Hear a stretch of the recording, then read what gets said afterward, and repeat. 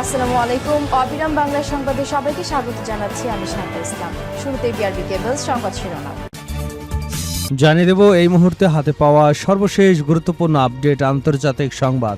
শুরুতেই থাকছে ইরান যুদ্ধে অস্ত্রের মজুদ কমে যাওয়ায় চাপ বাড়ছে যুক্তরাষ্ট্রের। ইরানের সঙ্গে দীর্ঘস্থায়ী যুদ্ধে যুক্তরাষ্ট্রের বিপুল পরিমাণ গোলাবারুদ ও ক্ষেপণাস্ত্রের ব্যবহারের কারণে মার্কিন সামরিক বাহিনীর অস্ত্রের মজুদ নিয়ে উদ্বেগ বাড়ছে। বিশেষ করে দীর্ঘপাল্লা নির্ভুল ক্ষেপণাস্ত্রের মজুদ দ্রুত কমে আসায় ভবিষ্যতে অন্য কোনো সংঘাতে যুক্তরাষ্ট্রের সামরিক প্রস্তুতি কতটা থাকবে তা নিয়ে প্রশ্ন উঠেছে। এবারে জানাবো ইরানের বন্দর অভিমুখী কার্গো জাহাজে মার্কিন ক্ষেপণাস্ত্র হামলা।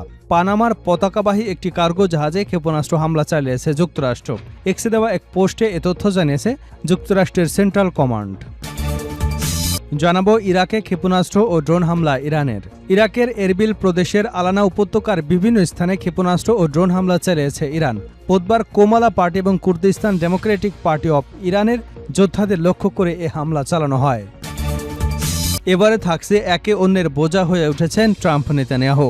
গাজায় মার্কিন প্রেসিডেন্ট ডোনাল্ড ট্রাম্পের প্রস্তাবিত শান্তি পরিকল্পনা ইসরায়েল প্রত্যাখ্যান করবার পর এখনও সরাসরি প্রতিক্রিয়া জানায়নি ট্রাম্প। এদিকে গাজার গণহত্যায় অংশ নেওয়া ইসরায়েলি সেনার আত্মহত্যা। গাজা উপত্যকা ইসরায়েলের গণহত্যায় অংশ নেওয়া মার্কিন বংশোদ্ভূত এক ইসরায়েলি সেনা আত্মহত্যা করেছে। গাজা থেকে ফেরার পর তিনি পিটিএইচডি সহ গুরুতর মানসিক সমস্যায় ভুগছিলেন বলে তার বন্ধু এবং পরিচিতরা জানিয়েছেন। এবং সর্বশেষ জানাবো হরমুজ প্রণালী এখন পুরোপুরি যুক্তরাষ্ট্রের নিয়ন্ত্রণে, দাবি ট্রাম্পের। গুরুত্বপূর্ণ আন্তর্জাতিক বাণিজ্যিক জলপথ হরমুজ প্রণালী বর্তমানে যুক্তরাষ্ট্রের সম্পূর্ণ নিয়ন্ত্রণে রয়েছে বলে দাবি করেছেন মার্কিন প্রেসিডেন্ট ডোনাল্ড ট্রাম্প। একই সঙ্গে প্রণালীতে ইরানের পেতে রাখা মাইন অপসারণে মার্কিন সেনাবাহিনী কাজ করছে বলেও জানিয়েছেন তিনি। এতক্ষণ শুনছিলেন সংবাদ শিরোনাম, এবার থাকছে পুরো সংবাদ। দর্শক, অনুরোধ থাকবে ভিডিওতে একটি লাইক দিন, কমেন্টস করে জানিয়ে দিন এই ভিডিওটি আপনি কোন জেলা থেকে দেখছেন এবং শুনছেন। ইরান যুদ্ধে অস্ত্রের মজুদ কমে যাওয়ায় চাপ বাড়ছে যুক্তরাষ্ট্রের। ইরানের সঙ্গে দীর্ঘস্থায়ী যুদ্ধে যুক্তরাষ্ট্রের বিপুল পরিমাণ গোলাবারুদ এবং ক্ষেপণাস্ত্র ব্যবহারের কারণে মার্কিন সামরিক বাহিনীর অস্ত্রের মজুদ নিয়ে উদ্বেগ বাড়ছে।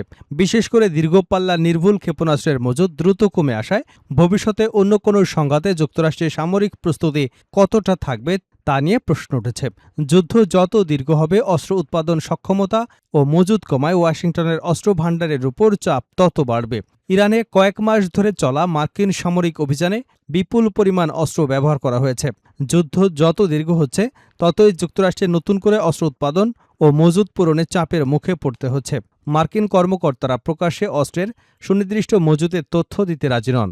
তাদের বক্তব্য, এসব তথ্য প্রকাশ করা সামরিক নিরাপত্তার জন্য ঝুঁকিপূর্ণ।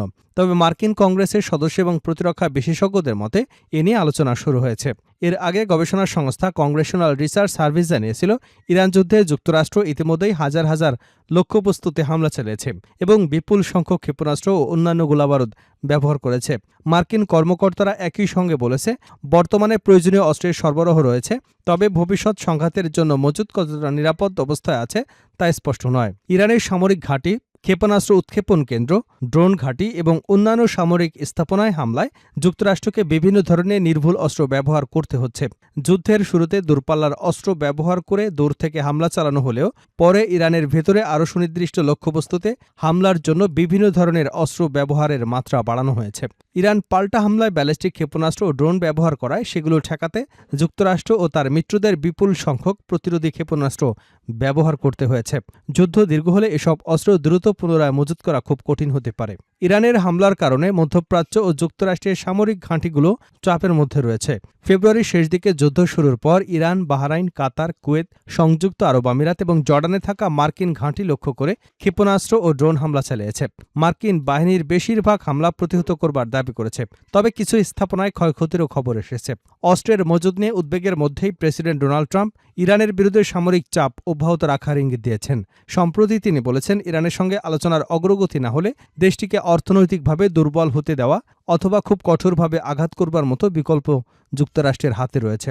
এদিকে ইরানের সামরিক সক্ষমতা কমিয়ে দেওয়ার দাবি করেছে যুক্তরাষ্ট্র ও ইসরায়েল। মার্কিন সামরিক কর্মকর্তারা জানিয়েছেন, ইরানের ক্ষেপণাস্ত্র ও ড্রোন উৎক্ষেপণের হার যুদ্ধের শুরুর তুলনায় উল্লেখযোগ্যভাবে কমেছে। একই সঙ্গে দেশটির ক্ষেপণাস্ত্র উৎপাদন এবং সামরিক অবকাঠামোর উপরও ব্যাপক হামলা চালানো হয়েছে। একটি বড় শক্তির জন্য একসঙ্গে দীর্ঘযুদ্ধ চালানো এবং একই সময় বিশ্বের অন্য অঞ্চলে সম্ভাব্য সংঘাতের জন্য পর্যাপ্ত অস্ত্র মজুত রাখা বড় চ্যালেঞ্জ বলে মনে করছেন বিশেষজ্ঞরা। ইরানের বন্দর অভিমুখী কার্গো জাহাজে মার্কিন ক্ষেপণাস্ত্র হামলা। পানামার পতাকাবাহী একটি কার্গো জাহাজে ক্ষেপণাস্ত্র হামলা চালিয়েছে যুক্তরাষ্ট্র। এক্সে দেওয়া এক পোস্টে এ তথ্য জানিয়েছে যুক্তরাষ্ট্রের সেন্ট্রাল কমান্ড। সেন্টকম জানায়, ওই কার্গো জাহাজ সতর্ক বার্তা উপেক্ষা করে ইরানের একটি বন্দরের দিকে যাবার চেষ্টা করলে তাদের বাহিনী জাহাজটিতে দুটি হেলফায়ার ক্ষেপণাস্ত্র নিক্ষেপ করে। এর ফলে জাহাজটির স্টিয়ারিং গিয়ার বিকল হয়ে যায়। তারা আরও জানায়, এমভি ভেলা নোভা নামের জাহাজটি ইরানের উপর মার্কিন অবরোধ লঙ্ঘন করবার চেষ্টা করছিল। তাদের দাবি, 11 আগস্ট পর্যন্ত মার্কিন বাহিনী অবরোধ অমান্য করার চেষ্টা করা 55টি বাণিজ্যিক জাহাজকে ফিরিয়ে দিয়েছে। এছাড়া 3টি জাহাজকে অকার্যকর এবং 2টি জাহাজে অভিযান চালিয়ে নিয়ন্ত্রণে নিয়েছে। ইরাকে ক্ষেপণাস্ত্র ও ড্রোন হামলা ইরানের। ইরাকের এরবিল প্রদেশের আলানা উপত্যকার বিভিন্ন স্থানে ক্ষেপণাস্ত্র ও ড্রোন হামলা চালিয়েছে ইরান। বুধবার কোমালা পার্টি এবং কুর্দিস্তান ডেমোক্রেটিক পার্টির অফ ইরান এর যোদ্ধাদের লক্ষ্য করে এ হামলা চালানো হয়েছে। একজন পেশমার্গা কমান্ডার কুর্দি সংবাদ মাধ্যম রুদাউকে এ তথ্য জানিয়েছেন। রুদায়ের প্রতিবেদনে বলা হয়েছে, এই হামলায় কোনো হতাহতের ঘটনা ঘটেনি। পেশমার্গা হল কুর্দি বাহিনী। কোমালা পার্টি এবং কেডিপিআই এর উত্তর ইরাকের কুর্দি অঞ্চলে অবস্থিত, যার সাথে ইরানের সীমান্ত রয়েছে। একে অন্যের জন্য বোঝা হয়ে উঠেছেন ট্রাম্প নেতানিয়াহু।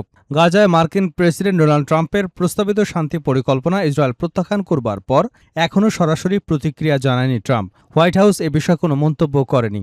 গতকাল হোয়াইট হাউসে এক ব্রিফিংয়ের সময় ট্রাম্পকে গাজা এবং ইসরায়েলের প্রধানমন্ত্রী বেনিয়ামিন নেতানিয়াহু সম্পর্কে প্রশ্ন করা হয়। জবাবে ট্রাম্প বলেন, আমার ট্রুথ সোশ্যালের পোস্ট দেখুন। তবে তার ট্রুথ সোশ্যাল অ্যাকাউন্টে গিয়ে ওই বিষয়ে কোনো পোস্ট পাওয়া যায়নি। এতে যোগাযোগের ক্ষেত্রে কোনো ধরনের বিভ্রাট হয়েছে কিনা তা নিয়ে প্রশ্ন উঠেছে। তবে ট্রাম্প ও নেতানিয়াহুর সম্পর্কে টানাপোড়েন তৈরি হয়েছে বলে মনে করা হচ্ছে। ঠিক 2 সপ্তাহ আগে নেতানিয়াহু ওয়াশিংটনে এসেছিলেন। মার্কিন সিনেটর লিন্ডসে গ্রাহামের শেষকৃত্যে অংশ নিতে তিনি সেখানে গিয়েছিলেন। ওই সফরে তিনি হোয়াইট হাউসে ট্রাম্পের সঙ্গে বৈঠকও করেন। সেই বৈঠকে সংবাদ মাধ্যমের ক্যামেরা প্রবেশের অনুমতি ছিল না। তাদের মধ্যে কি আলোচনা হয়েছিল সেই সম্পর্কে বিস্তারিত কোনো তথ্য প্রকাশ করা হয়নি। তবে গুঞ্জন রয়েছে, নেতানিয়াহুর কিছু কর্মকাণ্ড এবং বক্তব্য নিয়ে ট্রাম্প বিরক্ত হয়ে উঠেছেন। ট্রাম্প মনে করেন নেতানিয়াহুর অবস্থান তার কাছে নেতিবাচক হিসেবে প্রতীয়মান হচ্ছে।